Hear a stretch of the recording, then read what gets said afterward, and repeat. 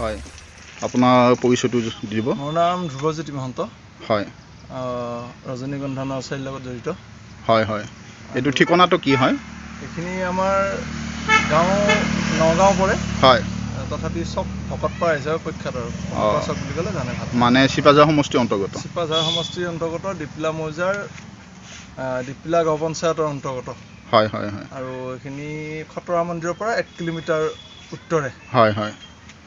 বাকী আপুনি এই যে বনস্পতিবিলাকৰ সৈতে আছে ইয়াৰ যতন সম্পৰ্কে কওকচোন আপুনি কেনেকৈ যতন লয় বনস্পতিৰ যতন বেলেগ বেলেগ আছে কিছুমান বনস্পতি পানী বেছি লাগে হয় সেইবিলাকক আমি পানীৰ পৰা বেছি জেগাত থৈ দিওঁ আৰু পাইপেৰে আমি মটৰৰ জৰিয়তে পানী দি থাকোঁ মই 2 বাৰ 3 বাৰ আৰু কিছুমান বনস্পতি আছে পানী পালে মৰি যায় হয় সেইবিলাক আমি গ্ৰীণ হাউচৰ তলত এটা বিশেষ যত্ন ৰাখোঁ দৰকাৰ হ'লে প্ৰয়োজন সাপেক্ষে স্প্ৰে কৰি পানী দিওঁ নাইবা আমাৰ চাৱাৰেৰে পানী দিওঁ হয় হয় আৰু সচৰাচৰ পুলিটোৰ বয়স অনুসৰি পেকেটবিলাকত যি হেৰি থাকে খাদ্য থাকে বেছি দিন হ'লে তাক সলাই দিওঁ হয় হয় আৰু ইয়াত আমি জৈৱিক সাৰে প্ৰয়োগ কৰোঁ অৰ্গেনিক হেৰি ব্যৱস্থা আমাৰ ইয়াত আমাৰ ৰাসায়নিক সাৰৰ ব্যৱস্থাটো নাই ৰাসায়নিক সাৰ নকৰে ন আমি কেঁচু সাৰ বা তেনেকুৱা ধৰণৰ যিবিলাক জৈৱিক হেৰি আছে সেইবিলাকে প্ৰয়োগ কৰোঁ হয় হয় আৰু আনকো আপোনালোকে উৎসাহিত কৰোঁ আৰু এইবাৰ লকডাউনত আমি বিশেষ দেখা পাইছোঁ যে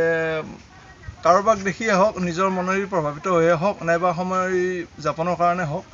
যথেষ্টখিনি পৰিয়ালে মানে এই কৃষি কাৰ্যৰ লগত জড়িত হৈছে আৰু অমিতা জলকীয়াকে ধৰি বিভিন্ন নাৰিকল আম চামবিলাক ৰুইছে হয় হয় আৰু তাৰ ৰিজাল্টো দিছে দুয়োকে আহি মাজে মাজে খবৰ কৈ যায় হয় হয় ধুনীয়া ৰিজাল্ট পাইছোঁ আমি জলকীয়া এনেকুৱা পালোঁ দাম পালোঁ অমিতা ইমান ডাঙৰতে লাগিছে এনেকুৱা ধৰণৰ ভাল ৰিজাল্ট পাইছোঁ হয় হয় এনে বাণিজ্যিক দৃষ্টিকোণেৰে ইয়াৰ সম্ভাৱনা কেনেকুৱা নাৰ্চাৰী যিটো ব্যৱসায় বাণিজ্যিক দৃষ্টিকোণেৰে সকলো বস্তুৰ এটা হাৱা বুলি কয় হিন্দী ভাষাত ক'লে হাৱা আহা এটা প্ৰবাহ এটা আহে এটা সোঁত এটা বহে যিটো সোঁতত নেকি মানুহবিলাক উঠি বাঢ়ি যায় হয় এতিয়া খেতিৰ এটা বিশেষকৈ ডেকা চামৰ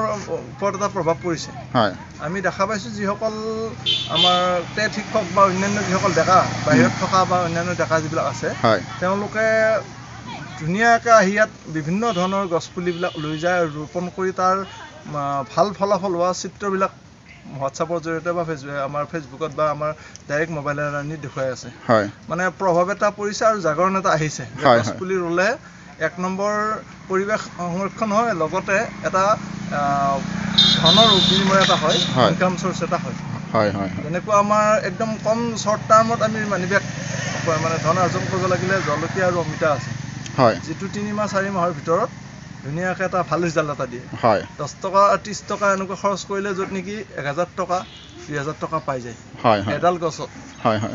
তেনেকুৱা ধৰণৰ যিবিলাকে ফলাফল দেখা পাইছে হয় তাৰ মাজত প্ৰভাৱিত হৈ অন্যসকলেও কাষৰ পাজৰে খেতি আৰম্ভ কৰিছে বাকী যিসকল নতুন উদ্যমী আৰম্ভ কৰিব খোজে সেইসকলক আপোনালোকে মাৰ্গদৰ্শন প্ৰদান কৰেনে আমি ইয়াতে যিসকল আহে বা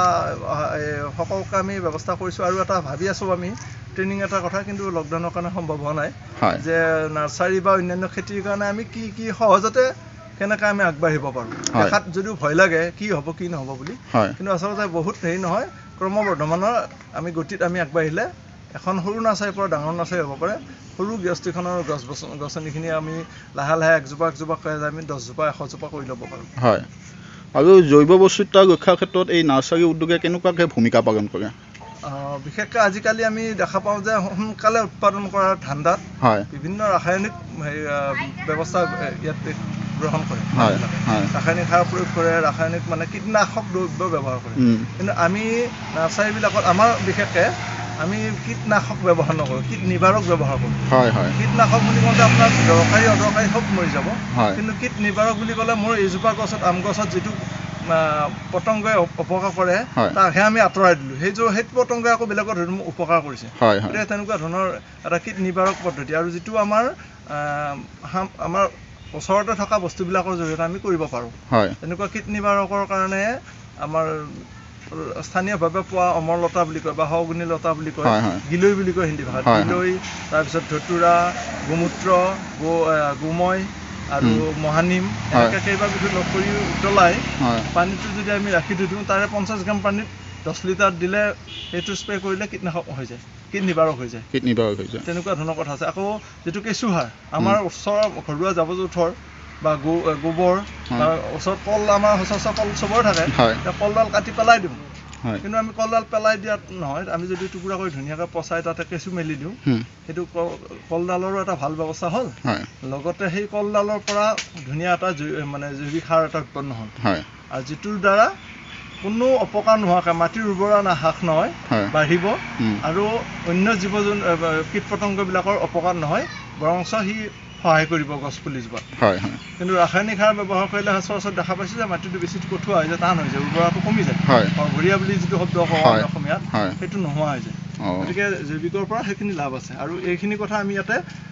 যিবিলাক মানুহ আহে গ্ৰাহক হিচাপে বা ইয়াৰ পৰা মাৰ্গদৰ্শন ল'বৰ কাৰণে তেওঁলোকক আমি কথাখিনি সময় সাপেক্ষে বুজাই দিওঁ। আৰু এটা দীঘলীয়া এটা আলোচনাৰ ব্যৱস্থা আমি কৰি ভাবি আছোঁ, লকডাউন খোলা হ'লে সেইটো ট্ৰেইনিঙৰ ব্যৱস্থা, কেঁচুসাৰৰ ট্ৰেইনিঙৰ ব্যৱস্থা আমি চিন্তা কৰিছোঁ।